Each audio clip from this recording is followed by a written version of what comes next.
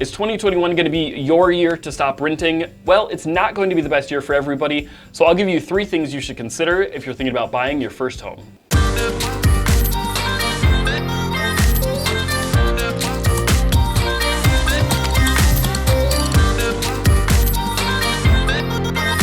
Here's 3 things I want you to consider if you're thinking about buying your first house.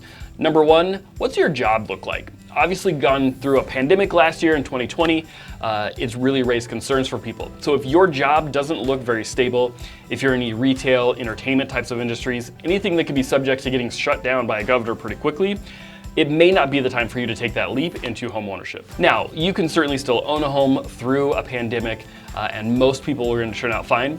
But if you've got a higher risk situation with your job, or even if you just don't like it very much and you plan on switching, then I might tell you to hold off buying your first home. Number 2, how do your debts look currently? You can buy a house with debt by all means, and most people do. But I just want you to consider, what are your payments like? How tight are you stretched financially? Is now a great time for you, or would it be better for you to pay off some debt? Ultimately, I can't answer that question for you. I'll just simply pose the question and you can decide. Certainly if you have any higher interest debts, such as credit cards, I would strongly recommend paying off most or all of those prior to buying a home.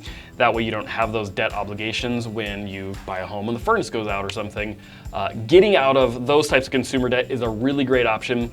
If you've got student loan debt, that's typically going to be a 5, 10, 15, 20 year plan. So you may not need to pay off all of that debt first to be comfortable buying a home, but if you can consolidate or if you can lower interest rates, reduce payments, anything like that would also be a great thing to consider before buying. Number 3, how's your cash? And I've actually got a whole other video that goes into exactly how much it costs to buying a home, so go watch that afterwards. But for now, I just want to pose the question, how does your cash look? You're certainly going to want to have enough money in the bank for your own emergency fund type of reserves, again, for that furnace should it go out, but then you're also going to have enough money for your down payment and your other closing costs. So if someone comes to me and they say, I've got a great job, I'm out of debt, but I don't have any cash, we can get you into a home with little money down, but it's not generally something that I recommend for most people.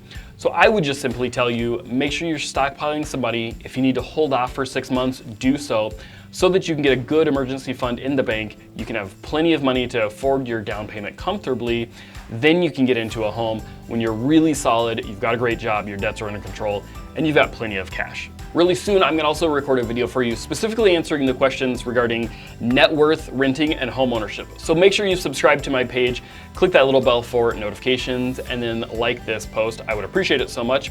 We're gonna go through a bunch of different videos as well, so I'll give you a playlist here with a link to a bunch of different videos, specifically if you're thinking about buying a house, including information on getting pre-approved with Keller Mortgage, which can save you several $1,000s.